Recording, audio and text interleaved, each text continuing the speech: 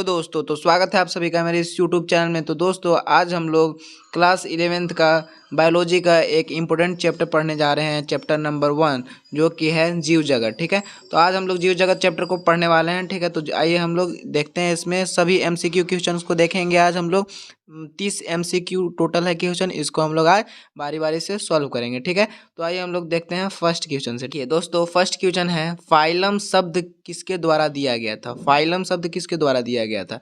तो फाइलम शब्द का ऑप्शन है क्यूवियर द्वारा, थियोफ्रेस्टस द्वारा, या हेकेल द्वारा, या लिनियस द्वारा। तो फाइलम शब्द किसके द्वारा दिया गया था? क्यूवियर के द्वारा दिया गया था। किसके द्वारा दिया गया था? क्यूवियर के द्वारा। ठीक है, अब देखिए हमारा है सेकंड नंबर क्वेश्चन है कि जो है किसके द्वारा दिया गया था? द्विपद नामकरण। द्विपद नामकरण किसके द्वारा दिया गया था? तो द्विपद नामकरण किसके द्वारा दिया गया था? आपका ऑप्शन है, देख लीजिए। तो द्विपद नामकरण लिनियस के द्वारा दिया गया था। ठीक है, कैरोलस लिनियस के द्वारा, या कार्ल लिनियस के द्वारा। ठीक है, अब हमारा तीसरा है। तीसरा में देखिए क्या दिया हुआ है। तीसरा क्वेश्चन यही है, बोल रहा है निकट से संबंधित वर्गों के समूह को क्या कहा जाता है? निकट से संबंधित वर्गों के समूह को क्या कहते हैं बाबू? फाइलम कहते हैं ना, फाइलम बोलते हैं। ठीक है, अब हम लोग आएंगे चौथा हम लोग का क्वेश्चन, चौथा नंबर क्या कहता है? देखिए, वर्गीकी का अध्ययन, यही हमारा चौथा है। वर्गीकी का अध्ययन से तात्पर्य है। वर्गीकी का अध्ययन से क्या तात्पर्य है? आपका ऑप्शन देखिए जानवरों, ए में देखिए क्या लिखा है, पौधों और जानवरों की नामकरण और पहचान विभिन्न, और बी में देखिए क्या है, विभिन्न प्रकार के जीवों और उनके वर्गीकरण, और सी में देखिए क्या है, जीवों के प्रकार और उनके संबंधों की विविधता, और डी में देखिए क्या है, पौधों और जानवरों की पहचान और वर्गीकरण। ठीक है, तो इसमें आप लोग बताइए इसका ऑप्शन नंबर कौन सा होगा? ठीक है, तो इसका ऑप्शन नंबर कौन सा होगा? आपको कमेंट करके जरूर बताइएगा। इसका ऑप्शन नंबर होगा क्या? बी होगा। ठीक है, यानी विभिन्न प्रकार के जीवों और उनके वर्गीकरण। ठीक ना, ठीक है। तो अब देखिए हम लोग क्वेश्चन नंबर क्या में चलेंगे? 5 में चलेंगे। तो 5 में हमारा क्वेश्चन क्या है? 5 में देखिए हम लोग टेक्सोनॉमी, वर्गीकरण की मूल इकाई या सबसे छोटा वर्गक है, यानी टेक्सोनॉमी या वर्गीकरण बोल सकते हैं। टेक्सोनॉमी को वर्गीकरण में बोलते हैं। तो वर्गीकरण की सबसे छोटी या मूल वर्गक क्या है? तो वो हमारा क्या हो जाएगा? प्रजाति हो जाएगा ना, प्रजाति हो जाएगा। क्या हो जाएगा? प्रजाति। ठीक है, हम लोग का प्रजाति आंसर सही हो जाएगा। अब हम लोग चलेंगे क्वेश्चन नंबर 6 में। तो क्वेश्चन नंबर 6 हम लोग का क्या कहता है? ध्यान से देखिएगा।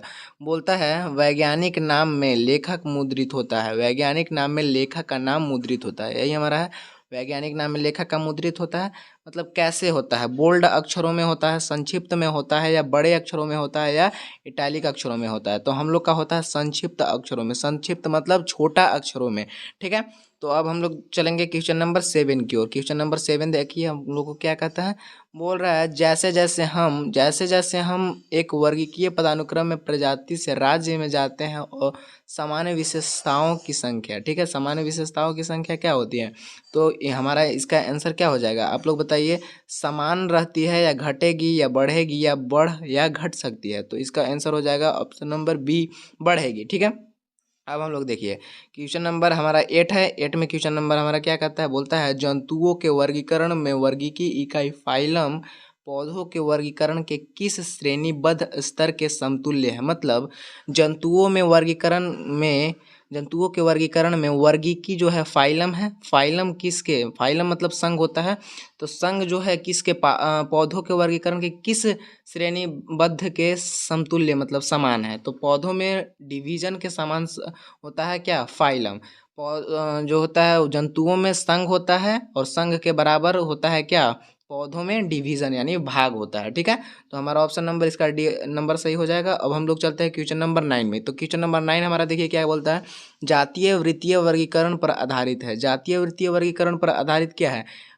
उपयोगितावादी प्रणाली, या फिर बी में है आदतें, या फिर समग्र समानताएं, या फिर डी में है समान विकासीय वंशज। तो ठीक है, तो इसका ऑप्शन नंबर क्या हो जाएगा? समान विकासवादी वंश, या फिर आप कह सकते हैं सामान्य विकासीय वंशज पर आधारित है जातीय वृत्तीय वर्गीकरण। ठीक है, और जातीय वृत्तीय वर्गीकरण कौन दिया था? जॉन हसिंचन दिया था ना, जॉन हसिंचन दिया था जातीय वृत्तीय वर्गीकरण। अब हम लोग देखेंगे शेर का वैज्ञानिक नाम। क्वेश्चन नंबर 10 हमारा आएगा, शेर का वैज्ञानिक नाम निम्न में से कौन सा है? तो शेर का वैज्ञानिक नाम क्या है? पैंथेरा लियो है ना, पैंथेरा लियो है हमारा। शेर का वैज्ञानिक नाम क्या है? पैंथेरा लियो, पैंथेरा टाइग्रिस किसका हो जाएगा? पैंथेरा टाइग्रिस चीता का होता है ना, तो पैंथेरा टाइग्रिस नहीं होगा होगा हमारा, क्या होगा, Panthera leo. Option number A is correct. ठीक है, तो अब हम लोग चलेंगे 11th में, मतलब 11th क्वेश्चन में चलेंगे। 11th में देखिए हम लोग को क्या दिया गया है, बोल रहा है वन नामकरण में, वो तो नामकरण में इसके बाद ऑप्शन 4 दिया है, वंश को स्पीसीज के बाद लिखा जाता है, और बी में देखिए वंश और स्पीसीज एक ही नाम के नहीं हो सकते हैं, और सी में देखिए वंश और स्पीसीज दोनों इटैलिक अक्षरों में मुद्रित होते हैं, या फिर पहला अक्षर वंश और स्पीसीज दोनों में कैपिटल होता है। नहीं, तो इसका ऑप्शन नंबर कौन सा सही हो जाएगा, आप लोग बताइए। इसका ऑप्शन नंबर सी सही हो जाएगा, वंश और स्पीसीज दोनों इटैलिक अक्षरों में मुद्रित होता है। ठीक है, अब आप लोग देखिए क्वेश्चन नंबर 12 में। क्वेश्चन नंबर 12 देखिए क्या दिया गया है, बोल रहा है नए वर्गीकरण शब्द की शुरुआत की गई थी। नए वर्गीकरण शब्द की शुरुआत किसने की थी, तो नए वर्गीकरण शब्द की शुरुआत किसने की थी, लीनियस के द्वारा किया गया था। लीनियस के द्वारा, किसके द्वारा किया गया था बाबू, लीनियस के द्वारा किया गया था। किसके द्वारा, लीनियस के द्वारा। ठीक है, अब आइए हम लोग 13वीं प्रश्न में चलते हैं। ठीक है, तो 13 नंबर बोल रहा है द्विनाम पद नामकरण पद्धति किसके द्वारा प्रस्तुत किया गया था, यानी द्विनाम पद्धति किसके द्वारा प्रस्तुत किया गया था, तो ऑप्शन नंबर क्या हो जाएगा, बी इज करेक्ट हो जाएगा, कैरोलस लिनियस यानी कार्ल लिनियस के द्वारा प्रस्तुत किया गया था। ठीक है, अब आइए हम लोग क्वेश्चन नंबर कितने में चलते हैं, 14 में चलते हैं। तो देखिए 14 क्वेश्चन नंबर क्या कहता है, बोलता है नामकरण, बोलता है देखिए यही हमारा 14 नंबर, बोल रहा है नामकरण पहचान और वर्गीकरण से जुड़ी। तो इसका ऑप्शन नंबर ए में देखिए लिखा है पारिस्थितिक, ऑप्शन नंबर बी में शारीरिक, मतलब ऑप्शन नंबर सी है शरीर विज्ञान, ऑप्शन नंबर बी है वर्गीकरण, या ऑप्शन नंबर डी है आकृति विज्ञान। तो इसका कौन सा सही हो जाएगा, इसका सही हो जाएगा वर्गीकरण। वर्गीकरण इज राइट हो जाएगा। ठीक है, वर्गीकरण राइट हो जाएगा। नामकरण पहचान और वर्गीकरण से जुड़ी क्या कहलाता है, वर्गीकरण कहलाता है, यानी टैक्सोनॉमी कहलाता है। ठीक है, अब हम लोग क्वेश्चन नंबर 15 की ओर चलेंगे। तो क्वेश्चन नंबर 15 हमारा देखिए क्या है, 20वीं सदी का डार्विन। 20वीं सदी का डार्विन किसे कहा जाता है, 15 नंबर क्वेश्चन है।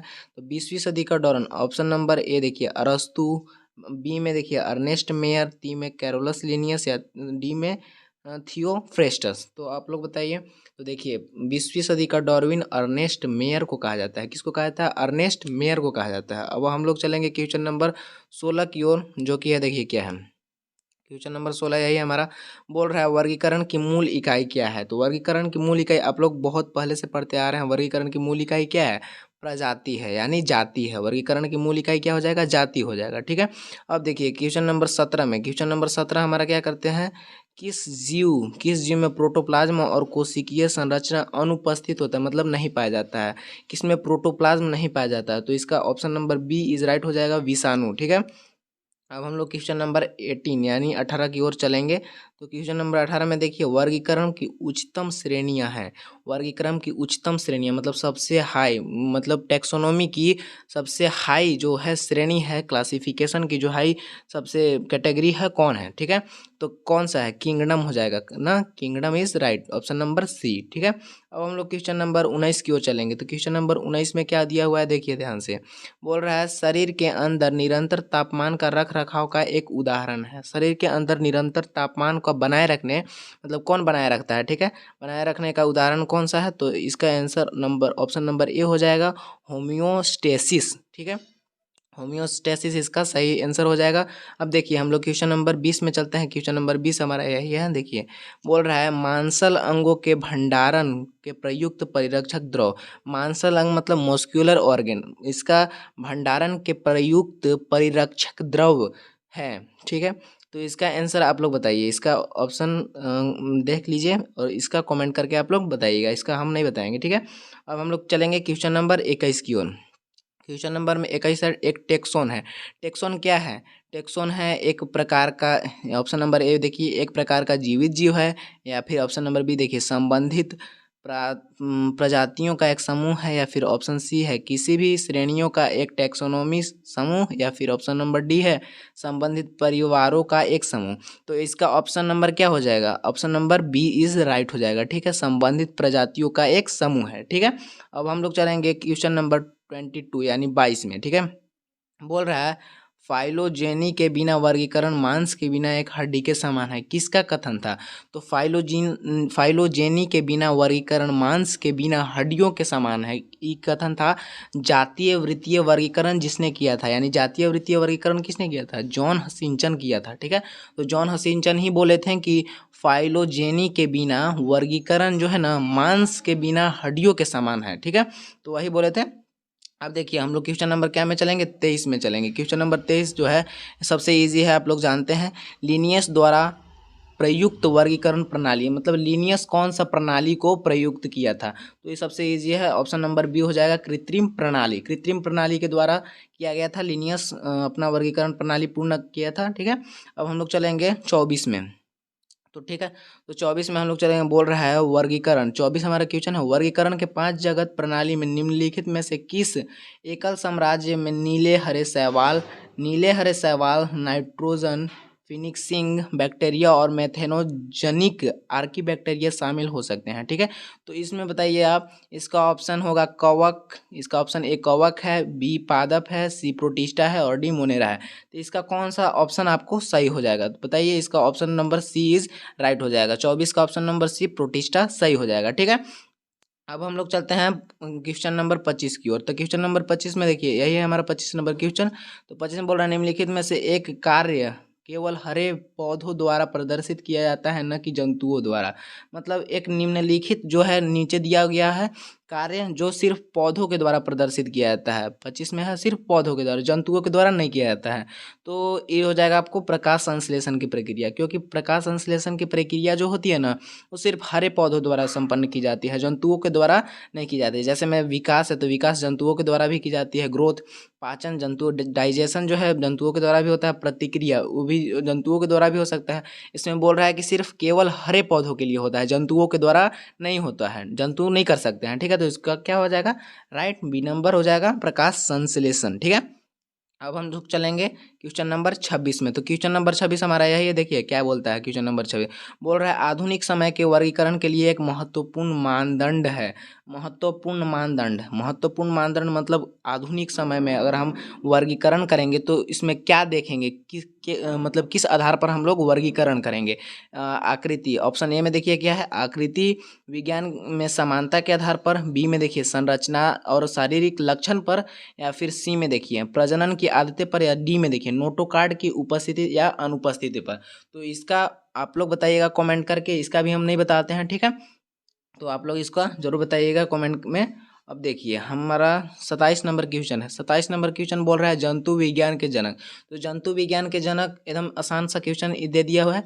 जंतु विज्ञान का जनक आप लोग जानते हैं अरस्तु है। ठीक है, अरस्तु है, ठीक ना। अब हम लोग चलेंगे क्वेश्चन नंबर 28 में। तो क्वेश्चन नंबर 28 है, निम्न में से कौन वंश की तुलना में वर्णों में कम सामान्य है? तो वर्णों में कम सामान्य कौन है? प्रजाति है, सिंपली प्रजाति इसका आंसर हो जाएगा। ठीक है, प्रजाति यानी जाति। ठीक है, स्पीसीज।